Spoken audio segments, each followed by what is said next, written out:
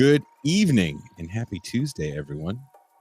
Welcome to another edition of This Revolution podcast. There's going to be a little bit of a different host lineup today. My number one homie dog co-host, my favorite Haitian in all of Miami, Florida, has been on a bit of a podcast tirade of late, and he was on Brianna Joy Gray's show early today, and I think he did another show after that, and he's got something to do early in the morning, so he has the night off. That's okay, because we have coming all the way live from Springfield, Missouri. He is your favorite professor, Mean Gene Bajlan. Good evening, Miss Miles. It's a pleasure to be here. I can never take the place of Pascal. I don't even have half the Pascal energy. But I will do my best to fill the breach. And I'm very glad that, along with me, there's some other assistance as well, because, Pascal is not a one person. I was mildly looking forward to doing the show alone, and then I threw it out to my homies to see if they wanted to come in with me, and they did. So also coming from the Great White North, he's hidden in a bunker somewhere. He is Deep State Cuba. Yeah, so the Sultan finally made you a pie. Yeah. You've earned it. Congratulations. I've always been a pasha. Yeah, not until those tenure papers are signed. That's true. Not until the tenure papers have been signed, and I'm free to do whatever tenured professors do, which is apparently not that much. That's the whole point. That's the whole point, isn't it? The life. Well, today on the show, our foreign policy correspondents are going to be talking about something a little different today, but I think still we can delve into. Is that Zal I just heard? Yeah, he gets very excited when he sees you guys on the TV because he thinks he can talk to you. Gotcha. We are going to be talking about the sex industry with feminist activist Esperanza Fonseca. Before bring her in, let's play the latest intro clip to get us ready for today.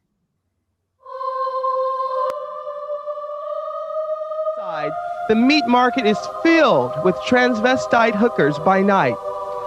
I don't know, because I live right around the block. I asked some of the girls, boys, girls, whatever, if I could, take a look inside of their world. And they said, sure, Rue, come on. Just so long as you dress up like one of us. Of course, that's what I've done. You like? Let's go see what's going on. Maybe I'll get lucky. Maybe I'll make my rent money. Well, somebody drove up. They gave me 520s, and it only took a half hour. That's about the best you can expect around here. I'm trying to graduate to a better situation. Well, about a night you can bring home like 200. And the customers are pretty well, mostly from Jersey, white clientele, and most of my oral sex and some hotel dates. Are you ever frightened down here? No, I've been working out here about 2 years, so there's no need to be frightened. I never had a problem. Everybody knows that we're transvestites, and they come out here and they want what they want, and that's about it. What's the freakiest date you've ever had? Well, I've done it all. Husband and wife, golden showers, tie 'em up, bondage, you name it, I've done it. Everything. I got a 12-inch piece of meat. When you were a little girl, what did you want to be when you grew up? A nurse. And now I'm a hooker. Sex work remains a controversial topic both on the left and in broader mainstream circles. In recent years, many on the left, particularly in feminist circles, have organized and campaigned for the legalization of sex work under the slogan, "Sex work is work." While not suggesting that such work is empowering or positive, the movement has worked to decriminalize and destigmatize it. However, others have criticized this approach, arguing that sex work is uniquely exploitive and inherently violent. What defines sex work? Is it inherently exploitive? And if so, what is the political posture the left should take towards those engaged in this form of labor? We ask these questions and more. This is Revolution.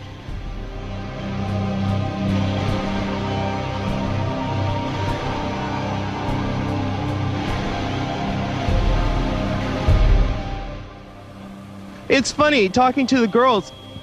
I see myself in each one of them. They all want to make a living. They all have the American dream. And what's wrong with that? A lot of people put them down for trying to make a living, trying to make something out of themselves. On television, they sell us the idea that everybody can be a star, and everybody is a star. I've had to talk to people or be with people who I didn't necessarily know, and I had to be friendly with them, and that's the hooking sense. So what's the difference? I guess the difference is I didn't have to go down on those people, but if you ask me, it's almost the exact same.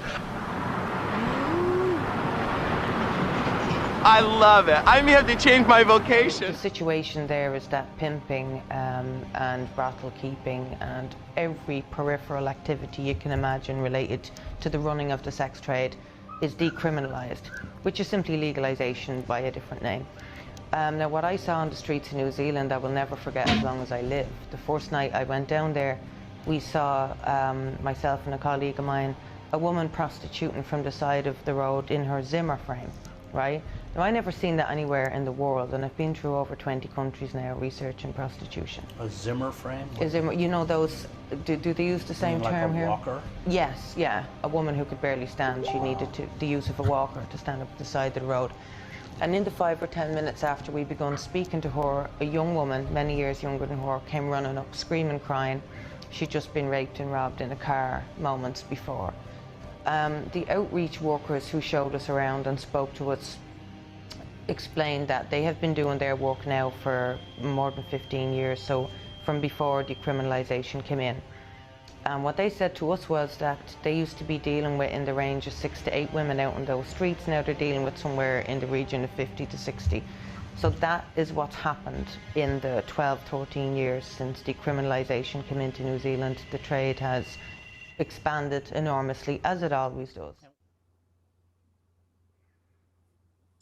All right, let's bring in our guest. Esperanza Fonseca is a survivor of the commercial sex trade and a member of the anti-imperialist feminist organization Affirm. She is currently based in Oakland, California, and has a 7-year background in organizing workers and tenants for economic justice.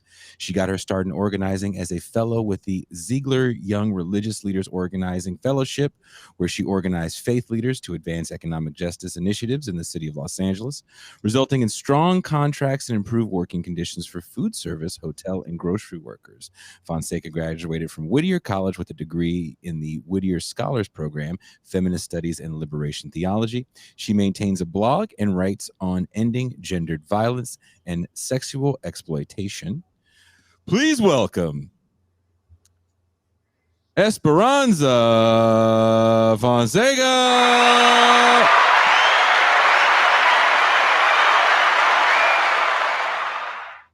Hello. Hey, Jason. What's up, everyone? I'm excited to talk to you tonight, and a nice intro video. Although I have to say I hate RuPaul, especially after finding out that he is a fracker.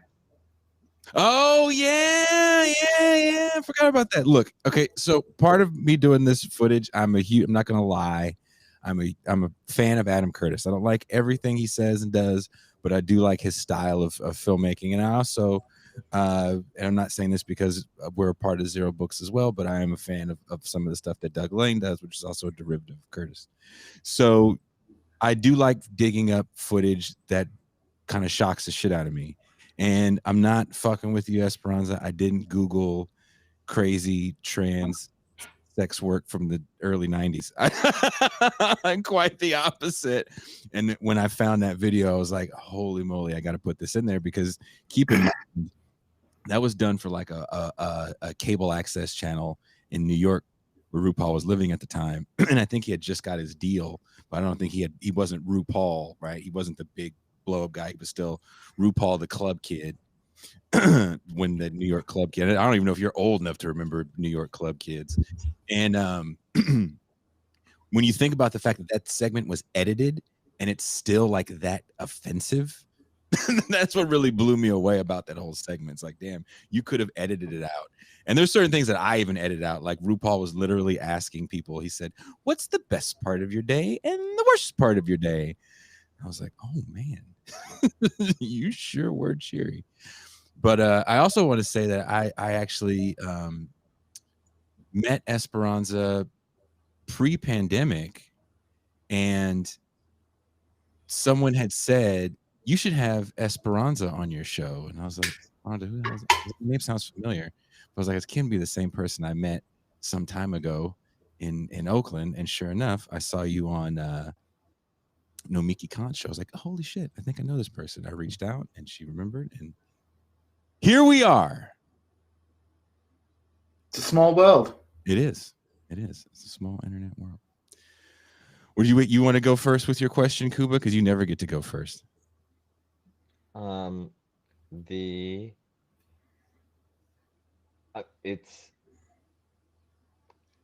feel a little at sea. So I actually have a question to go first. Oh, we're gonna go Dean first.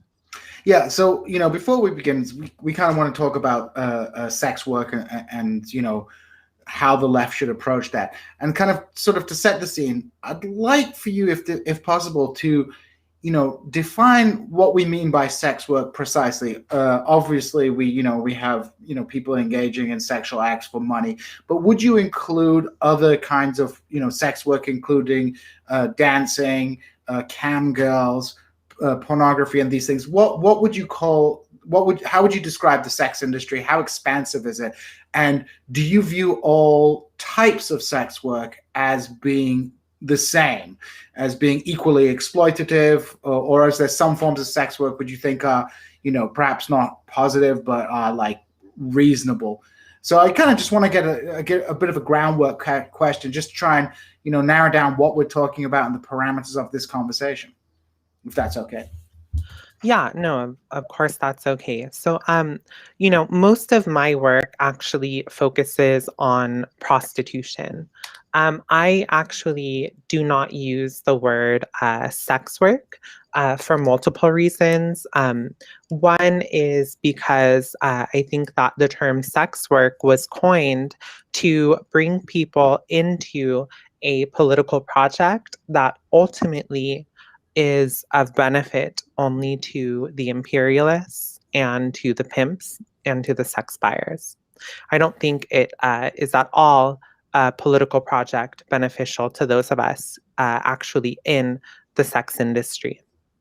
The second reason is because the term sex work is so confusing because it conflates all of these different things into one. And you see the practical implications of this.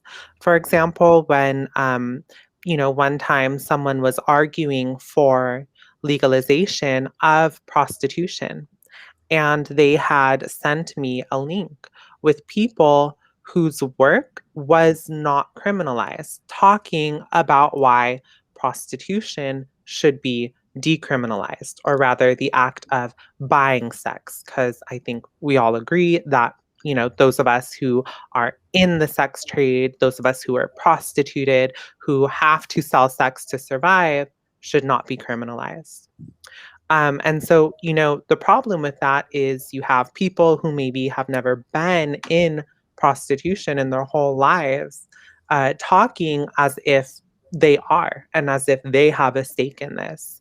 When we talk about sex work, we can mean anything from a girl who has a premium Snapchat to someone who, a guy who maybe sells nudes on Grindr, to a prostitute, to a sugar baby, to a porn star. And these are all different things. And if we don't actually analyze them separately, we're not going to really understand what it is we're talking about. So I don't really use the term sex work. Most of my work focuses on prostitution, the global sex trade, sex tourism industry, but I prefer to use the term prostitution or, whatever it is we're talking about. So that there's you make a great point that the term sex work is very broad and covers a large spectrum of different kinds of sexual commerce. And prostitution, we're talking specifically about sex exchange for money. Within that, within prostitution, there's also a spectrum between women who are trafficked, who often have no immigration status, who are extraordinarily vulnerable, who have been coerced, all the way to high-end escort services. Do you see a class distinction within prostitution? Absolutely. So, this is another thing that I really attempt to expose in my work, which is that, like everything, capitalism is uneven, it develops unevenly. And so within prostitution, there is also a class character. And that class character, or rather class hierarchy in prostitution, does not change whether it is legal, whether it is decriminalized, or whether it is fully criminalized. Those who sit higher on the class rung tend to have a better experience, although they too face violence. And then the majority of people in prostitution who sit on the, bottom of the class rung in society, the sort of underclass, because let's remember, prostitution is kind of like a floor where women and trans people and gay men sort of fall when we have nothing else. Those of us who sit at the bottom of that class hierarchy are the ones who experience the most violence and the sharpest form of exploitation, regardless of any legal framework that it exists under.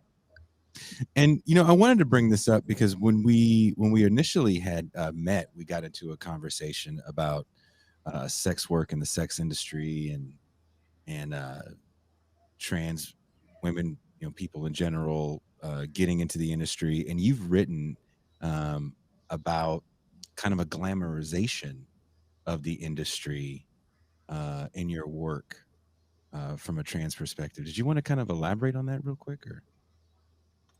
Yeah. So, as a transsexual woman, I learned very quickly that prostitution is considered almost a rite of passage for us.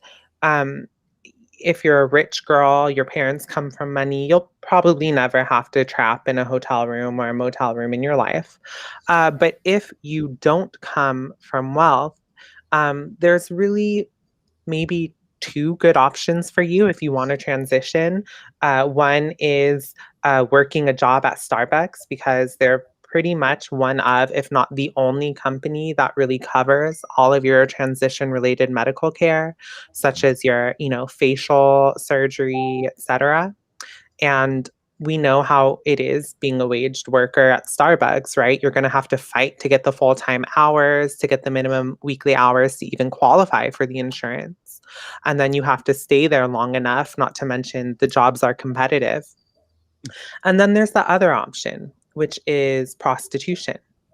And not only is it a means to an end of our transition, but it's also, in a way, this means of validating our womanhood and our worth. So, trans women, we sit at this very weird place in society where, on one hand, we are sharply hated.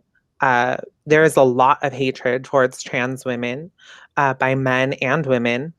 But then we are also intensely desired and coveted, and men want us.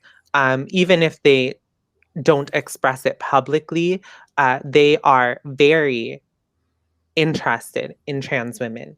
I'm not saying every man, but there is a very large amount of men that are. And so we are extremely hated, but also extremely desired. And so that produces, or maybe comes from, this sort of fetishized position that we occupy. And because of the hatred and a lot of the, problems we deal with in society, prostitution is a way for us to feel powerful, to feel, worthy, to feel desirable, and wanted.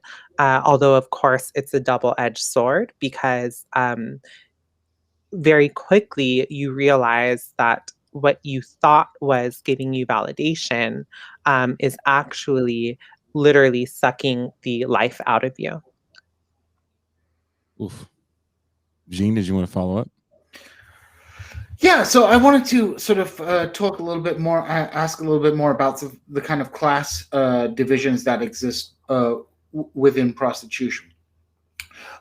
You mentioned, obviously, leading on from Kuba's question, that there's this, class division, distinction within the type of prostitution that people engage with. Do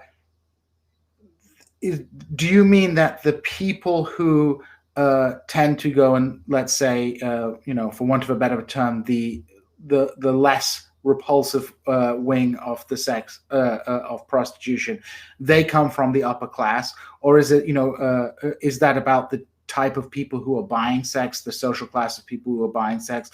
And, how does this fit in with, prostitution by cis women, by gay men, and by trans women, and I assume trans men? Yeah, so I in terms of how we approach a class analysis of prostitution, I think that there's two different ways that I like to approach it. The first is, a sort of general class analysis of what I would call the buyer and the bot, right? So, every prostitute, every interaction in prostitution boils down to an economic relationship between the sex buyer and the person whose sex and sexual and intimate access is being bought from, right? And maybe if you're going to ask me about violence later, I'll sort of save that part of the analysis, because that's what I think the core contradiction of prostitution is, that causes the violence, is that class contradiction between the buyer and the bot. But I think that, let's say we put aside the buyer for a second and we just focus on those of us who are forced to survive in the sex industry. There is class differences among us, like there are among any segment of society. So you have women or, men in the sex trade that are wealthy. Some of them are very vocal on Twitter. But you look them up and, perhaps they married a rich husband and they owned, perhaps a swingers club or a strip club and a porn production company. And you see them presenting themselves as a sex worker. But in reality, they have a pretty high net worth. They own capital. They own a business, right? They own property. And obviously, that is a very different position than the masses of women in the sex trade. We talked about Oakland. Go drive into the gentrified, the gentrified white wealthy area of Oakland, and you're not going to see the white girls walking on the street, what we call the track or the blade, selling themselves. But you go into the working class neighborhood, or the black and brown neighborhoods, and you're going to see black and brown girls who don't have money, don't have capital, don't have family money, right? That are out there walking the streets. Some of whom, when you look at them, you even wonder if they're even 18. And so obviously, right, those are differences. And I think it's actually extremely important to talk about that. This guy, I don't know if you could see him in my background. Well, I covered him because my wall's a bit of a mess right now. But, he was an Indian revolutionary. He actually helped launch the People's War in India. And if you read his historic 8 documents, which is where he like these sort of 8 documents, right, where he sort of outlined a class analysis of Indian society, the need for armed struggle, etc. He talks about the peasants and the need to organize the peasants, but he doesn't just say organize the peasants, right? No, he says you isolate the rich peasants, right? You don't want the rich peasants leading the movement. You want to go into the heart of the peasantry and find the poor peasants. And you want to agitate and organize them. And they're going to be the militant leaders of the peasantry. And so in a similar way, when we talk about the sex trade and prostitution, we need to be comfortable with saying we shouldn't be taking leadership on this by the richest people in the sex trade. We need to actually look at what the masses are saying and what problems they're going through. So it's kind of like there's a kulak class of prostitutes who are acting as trying to present themselves as spokesmen because they have an economic interest in the decriminalization of the sex trade, because they own institutions and sort of the mechanisms through which to make money from prostitution. Yeah, I mean, I think there definitely is a group of people in the sex trade that I think are comparable to compradors, right? Who very much are in cahoots with the pimps and the imperialists, right? I mean, for example, you look at this lady, Maxine Dugan, who is the self-appointed leader of this so-called erotic, workers union, right? The so-called Union for Sex Workers. Well, Maxine Dugan, who blocked me after I called her out on this, is a convicted pimp who literally stole around $140, $160 from the girls she was pimping out for doing nothing, right? Well, a pimp does nothing, right? You're not the one in the room. You're not the one risking your life, your boundaries, etc. And yet she's over here presenting at union conferences, pretending to be this sex worker. And people are in cahoots with her, right? And you really have to wonder, how ignorant have we become, or how sort of foggy-eyed have we become, where we see actual business owners, capitalists, pimps leading so-called workers' unions, and we don't think that's a problem? Well, would you call Carol Lee a pimp? I mean, the woman that coined, or is known to have coined the phrase sex work. I mean, she was a bit of a pimp, or would you say no? From what I know of her, sorry, my mom is calling me. From what I know of her, no, I don't think that, she's a pimp. I don't know if you have information that I don't, but I do think that she was sort of a voyeur into the sex industry.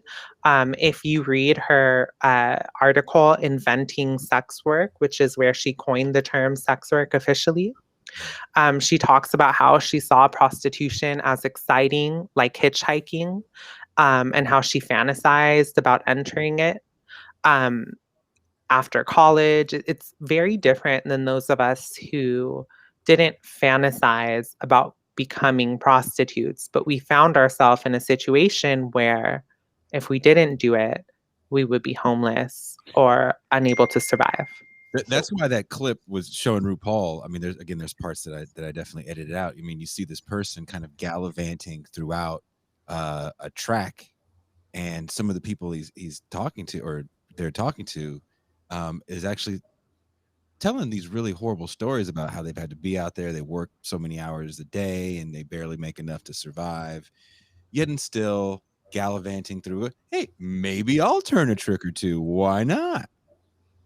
And I don't know if we want to get into the fact that some people do it for certain professional bona fides. I know Kuba looks like he has a question. You want to ask Kuba? Yeah. So you point out that the majority, the masses in prostitution are, I think I heard a phrase used, trafficked by circumstance, or actually trafficked or otherwise coerced. And so there's this economic pressure, like you said, you might be engaging in prostitution because otherwise the alternative is homelessness, the alternative is penury and economic desperation. So there's that economic pressure, and then there's also the nature of prostitution, where there's risks of violence, there's risk of arrest, there's pressure from law enforcement, immigration, gangs, pimps, trafficking. Do you think that alleviating the economic pressure through UBI or universal coverage of the medical procedures of gender transition, removing as much as possible of that economic pressure would be sufficient to try to eliminate the really exploitative nature of sex trade or of prostitution, or is there an essential kind of law enforcement component as well? Yeah, so I think that in terms of what our program has to be around the sex trade, I think that it needs to be comprehensive, right? Of course, I think that, addressing people's immediate economic needs via reforms such as, perhaps universal healthcare, et cetera, is important. But let's remember that you're not going to be able to lift everyone out of poverty unless you literally overthrow the class that is keeping us in poverty, right? And so that would require actual social revolution. And if we move towards socialism, prostitution would not be a thing. It would cease to exist. We know So I'm thinking of my family. I was born in the People's Republic of Poland, a nominally socialist state, and there was prostitution. And when I think of a country or a society that's closest to actually having a universal level of economic well-being enshrined in their system, I think of Finland, or maybe Iceland, or maybe Norway. Do you think that level is enough, or is it still falling short of where you would be able to see that kind of end of prostitution or end of exploitation that you're talking about? Yeah, so just to make my point. So I think there's a lot of competing definitions of what nations actually were socialist and which nations weren't. And I'm not necessarily interested in getting into the details on that. I think there are a lot of nations striving towards socialism, but have not actually achieved socialism, which is a transitionary period towards communism, where you cease producing things for their exchange value, and you produce things to meet the needs of people, right, for their use value, which, under central planning, prostitution just wouldn't be a thing. But when I say that, what I mean, for example, is how, for example, in China, which I think was one of the most important revolutions for women before its, capitalist reversal under Deng Xiaoping. But, China, for example, if you look at some academic studies in Shanghai, you find that after the revolution, under Mao's China, prostitution actually began dwindling away in Shanghai, even before the state officially got involved. I could send you that link after. You see, for example, in Cuba, one of the first things they did after taking power was kick out the imperialist sex pests, reclaim Havana, right, and their cities no longer as these giant brothels for imperialist men, right? And so we see that in pretty much every socialist state, when they have taken power, the eradication of prostitution has been one of the things that they have attempted. And when we look at world historic revolutions, like in the USSR or specifically in China, you see that they actually came very close, if not achieved, the realization of that goal. So I wanted to ask. Oh, sorry, Kuba. Did you have a follow up? Well, yeah, you point out that in the U.S. in post-revolutionary conditions, you have countries striving for towards communism through the socialist transitionary phase. That you see a decline in prostitution. You also see a decline in prostitution just from development, like in Finland, South Korea, the Japan after World War II. As the country just gets richer, even under a capitalist system, there's there's more money to go around, fewer people experiencing that desperation, and prostitution dwindles. So I guess my question is development, at least an enlightened version, like, a Scandinavian version, a Taiwanese version, maybe, enough? And you're talking development of a society, not the model of their sex trade, right? I'm talking about just economic development. Yeah. Okay. And you end up with trafficking into those countries sometimes. Precisely because the development is kind of eliminated the supply of desperate women.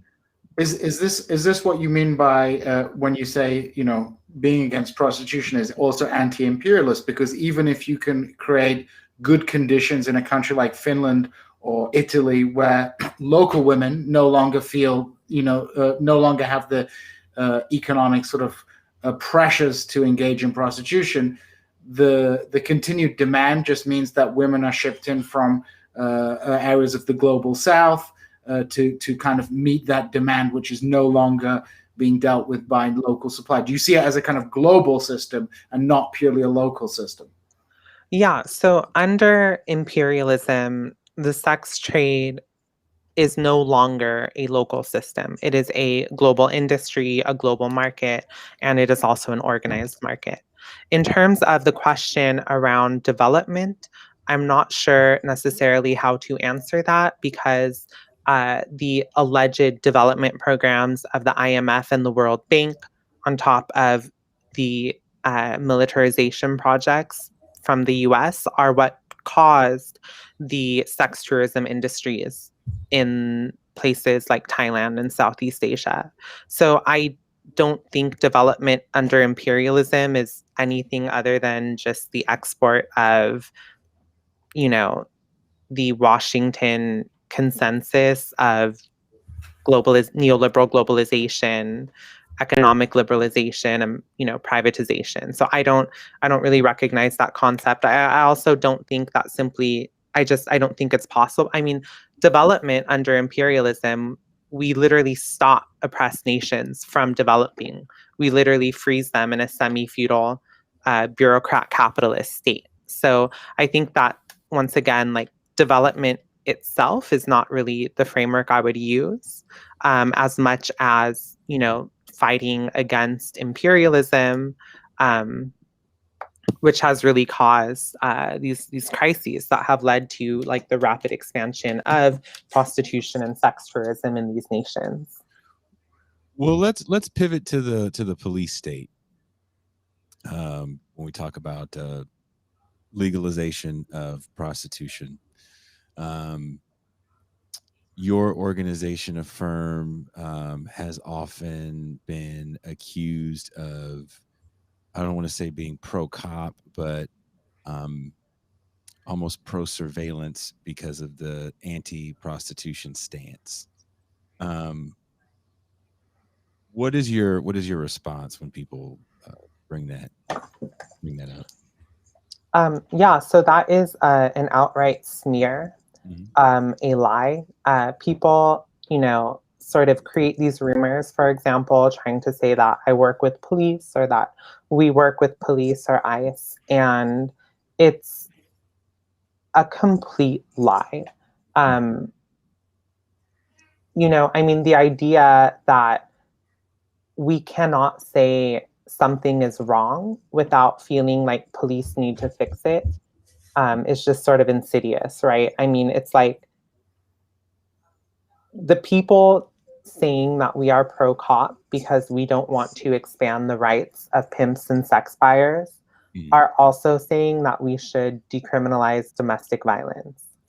I don't really think they are good faith people. I think they're just sort of internet trolls that want to spread lies about a group of women that they are very afraid of.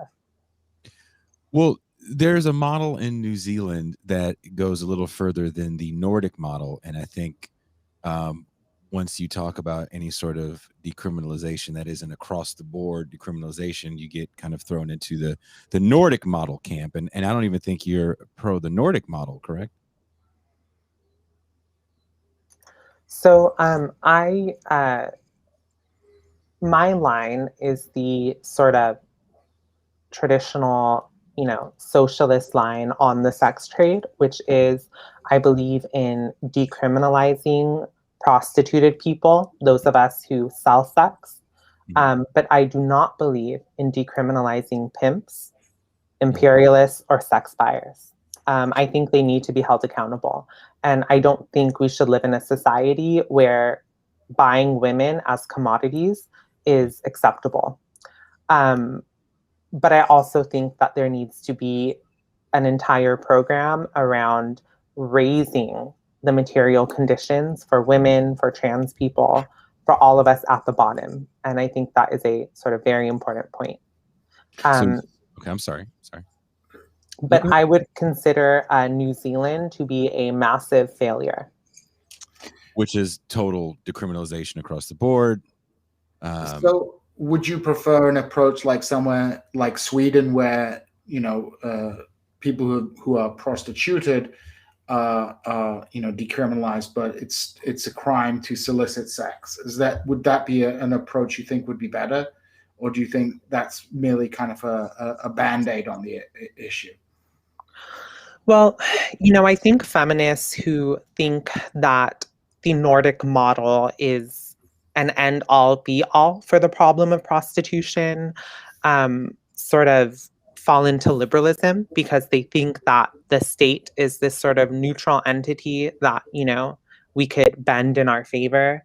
I think the capitalist state is an organ of class rule, of class repression, and it will never be bent in our favor unless we literally overthrow the class that rules the state and take that machinery into our own hands. Now, in terms of what policy model I would advocate for, I think that we need to develop a program in our own countries based on our own conditions, based around three main principles. One is decriminalizing the exploited. Two is holding the exploiters accountable. And three is guaranteeing the right to exit and the right to not be prostituted. So sorry, just have a quick question. Would you be able to elaborate a little bit on this though? Why, and this may seem obvious to listeners, but I just want to kind of clarify. Why do you see sex work as a uniquely exploitative form of inverted commas work? You mentioned violence and you said you were going to come back to that. So I was wondering if you could kind of just, why is it different, for sake of argument, why is, being forced to engage with sex work different from people who do other types of physical work that could be dangerous to their health and things like that? What's specific about it? I thought that might help sort of narrow down your, clarify your position a little bit. Yeah. So firstly, I do not use the term sex work to people like myself who did not have a choice whether or not we wanted to sexually service men. The term sex work is deeply offensive to us. It implies agency, it implies choice, it implies some sort of us freely doing this when we did not. So I do not use that term.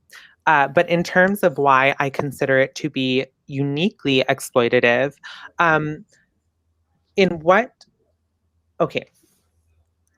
we talk about, oftentimes an argument used against me is all work is coercive, right? Nobody really has a choice if they want to work or not. Mhm. So what's the problem with prostitution, right? Well, all work is exploitative, sure. All work is coercive, sure. But when you're coerced into sex, isn't there a word for that? There is, and it's called rape. It's called sexual violence. It's called sexual assault. But yet, in our twisted, capitalist, misogynistic, transphobic, racist society, when money enters the equation, it's no longer rape. It's okay to coerce someone into sex as long as money is involved. And that is a problem, because the reality is, in what other job are you expected to let men have sex with you to make money? In what other job is it just expected that you're supposed to allow men to enter your body, to do things to you? In any other job, that would be sexual harassment or sexual assault, right? Let's say that you are someone who said, I want to enter the sex trade on my own will, on my own accord, right? It's all great at first. You make money, you feel like you're balling, right? You're like, oh, all this fast money, sure. What happens when you don't want to have sex one day? What happens when maybe you're feeling bad about yourself, or maybe you were raped by a client or by another man, and you have a lot of trauma and you don't want to work? Well, you have bills to pay, you have rent to pay, someone's got to put food on that table. And what happens? You have to do it. You have to have sex. You have to let men touch you. You have to let them enter your holes. That is not choice. That is coercive, and it is traumatizing. And I know, because I myself was in that situation.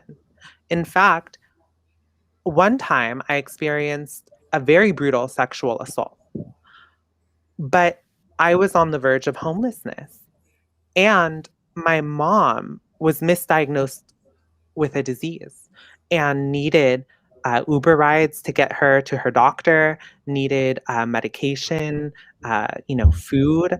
I had to keep working in order to help her. Was I really consenting to the things these men did with me? No, I wasn't. I did it because I had to. And why are we covering for a society that forces women, trans people, etc., to have sex against their will? Like, that is sick. Another thing, you mentioned violence. So an encounter in prostitution is between the buyer and the bot, the sex buyer and the prostitute, the client and the escort, right? Myself, having been a prostitute for years, I know we want to do less for more, right? We always want to do less for more. The client, the sex buyer wants you to do more for less, right? So he wants to pay less, but wants you to do more. And that is a struggle. That is a power struggle. Any girl who has been in prostitution, who has been in a hotel room, in a car with a sex buyer, knows exactly what I'm talking about, right? When that struggle plays out over your body and literally inside of your body, some kind of violation of your boundaries is going to happen, because you can haggle over the price of, some commodity that you're buying, right? You can, sort of fight over that, right? But imagine now when someone's inside of you, literally inside of you, and they are haggling with you, trying to negotiate, trying to push your boundaries, push your limits. At some point, you are going to be violated. Not only that, but when we talk about consent, in a capitalist society, when you leave something to the free market, the market forces are going to dictate what you need to do in order to make money more than your individual will. So that's why we see, for example, during COVID, where people are becoming desperate, condom negotiation becomes harder because the market forces have made it easier for clients to demand going in raw. And because women are in more desperate and dire situations, the clients are able to get it. And that's a problem. Oh, I mean, in the New Zealand model, that was one of the, I don't want to guess, complaints of a lot of the women, because you've decriminalized everything. You've opened it up to larger pimps that could bring in more women, but the more women you have, you drive the price down. So you have, like you said, a lot of women doing a lot more for a hell of a lot less. Did you want to say something, Gene? I'm sorry. Yeah, I wanted to ask Esperanza, then what do you think the appropriate line should be, the political line that, people who regard themselves on the socialist left, what should be their stance towards prostitution? At least what kind of short-term policy should they be pushing, and what should be the posture towards the decriminalization movement, which, it seems that there are a lot of people on the socialist left who kind of orientate towards that kind of politics. So I wanted to kind of get your take on, how do you think this should be operationalized in a concrete political program? Yeah, so I think, like every communist, socialist party, every revolutionary, we need to be sex trade abolitionists, right? When we talk about sexual liberation in the US, we usually talk about liberating our sexualities from control of the state. Mm-hmm. Let's not forget we live in capitalism. So the state isn't the only thing controlling our sexuality. So is the market. So are the capitalists. So are the pimps and the imperialists. So let's liberate our sexualities and our bodies from the state, but also from the market. And until you do that, you're not going to really have sexual emancipation. So in terms of what I think our program should be, 1, decriminalizing those of us exploited by the sex trade, right? None of us should be criminalized for doing what we need to do to survive or for being put in this situation. Surviving is never criminal, right? However, the people that benefit and profit from our exploitation should not be decriminalized, okay? I don't think the police are going to stop sexual violence. I don't think the police are going to abolish prostitution. But I do know that what happens to the class of people who coerce women into sex using their money, what happens to the class of people who sell women because they see them as commodities and they just want to profit off of them, I don't care what happens to them. And I do know that in a socialist society, we would have a state that would actually act in our interests and would be able to hold those people accountable. But in the meantime, advocating to expand their rights is not my job. So I do not want to decriminalize the exploiting class in the sex trade, which are the pimps and the sex buyers. And then thirdly, like I said earlier, rights that we need to focus. One is the right to exit, which is the most denied right to women. But especially in the sex trade, most of us cannot exit if we want to. A study of prostitutes in 9 countries by Melissa Farley found that 90% of people in the sex trade said they wanted to exit. That was their number 1 priority, but they couldn't. We need to fight for the right to exit, real exit programs, housing, money, food, healthcare, therapy, etc. And then number 2 is the right to not be prostituted. Why is it that we don't see someone being forced into prostitution as a violation of their human rights? It absolutely is. And yet the full decriminalization movement pretends like people's rights are only violated after they've been forced into the sex trade. That's not true. Our rights have been violated the moment that we have no other feasible option at survival other than sexually serving men. What do you say, though, to people? So with the defund movement, and one of those clips that I took was from some time ago, maybe 15, maybe even 20 years ago in Detroit.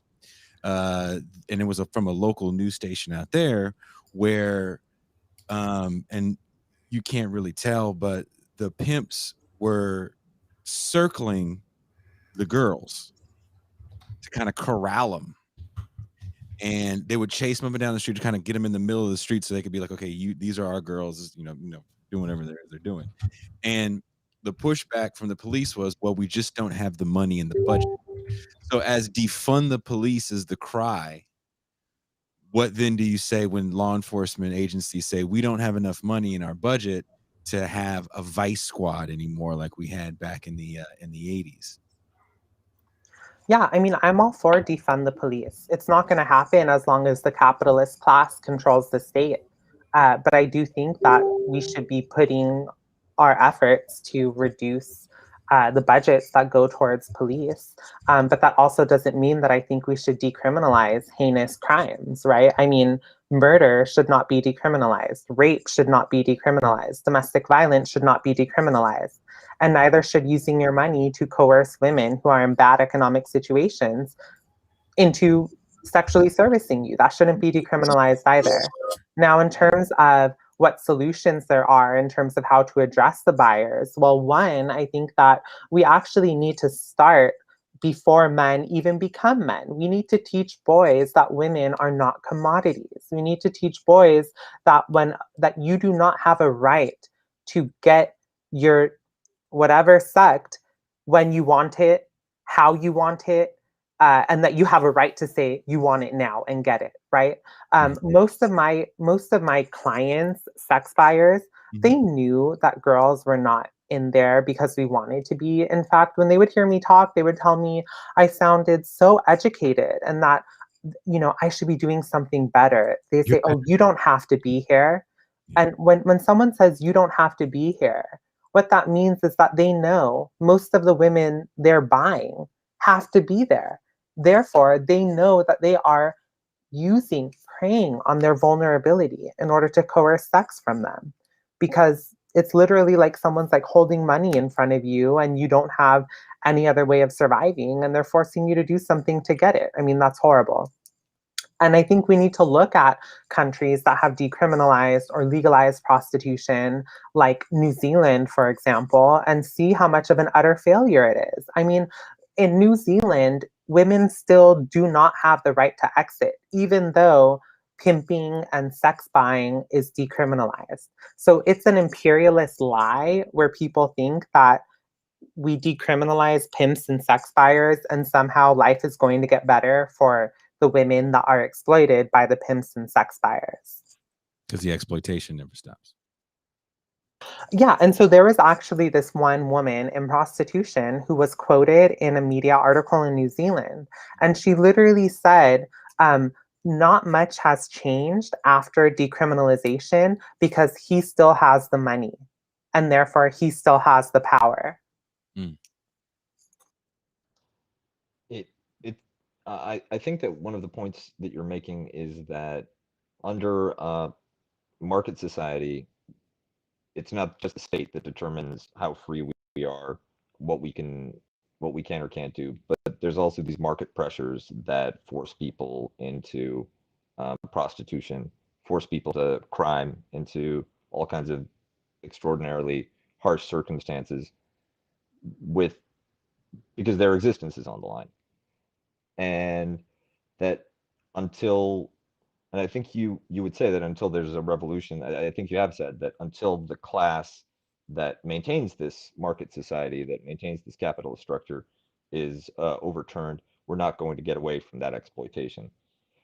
Are there steps, and one of the models or one of the comparison cases that one could draw is harm reduction for the drug trade, is where you're not, maybe decriminalization is part of it. You're letting something happen, but you're trying to reduce the negative impact on the people it affects. Is there a harm reduction approach that can be put into place until economic and political conditions allow an end to prostitution through a socialist means? Yeah, so the first thing I want to say is that I am not an advocate of harm reduction. I am an advocate of harm elimination. I have a few decades on this earth, and I don't want to spend my time on this earth begging for scraps. I want to give it my all and change as much as I can. I also think focusing on harm reduction instead of harm elimination is us buying into the end of history narrative that capitalism has forced on us. I do not believe capitalism is the end of history, and therefore I do not believe that capitalist exploitation or class oppression is also the end of history. I think that we can and hopefully will move beyond that. That being said, I do think that there are reforms which we can and should be fighting for. And as I mentioned, number one is decriminalizing the class exploited by the sex trade, not decriminalizing the class exploiting us in the sex trade. And then three, fighting for the right to exit and the right to not be prostituted. And I think those three things, along with launching a revolutionary movement to demand improvements to the conditions of women and the conditions of workers, I think those 4 points is a program that we can come, unite around. Fair enough. Her name is Esperanza Fonseca, and thank you for joining us for the hour. We do a patron-only bonus second half. Do you think you can join us for like even 20 minutes, or are you too busy? You can? Word. So I told someone on Twitter I cannot see the chat, so that's why I wasn't very interactive with the chat. I was afraid that if I refreshed the screen that I would lose the whole show. So that being said, we're going to get out of here and head to the patron bonus half. If you are a patron, we'll see you there. If not, patreon.com/Bitter Lake Presents is the way to become one. Where is it at? Bam. Thank you very much to my special guest host for dealing with me asking too many questions and having all these issues putting this together at night. Thank you, Jean and Kuba, especially Jean, for helping me with that script for the intro. Once again, thank you, Esperanza. So good to actually see you and interact with you once again. Hopefully one day in real life once again. Yep. Thank you so much for answering our questions.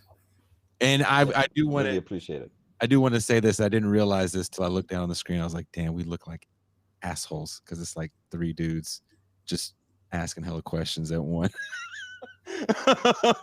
I don't mind. I could handle it. It looked worse than it was. Like, oh shit. So thank you so much. And we are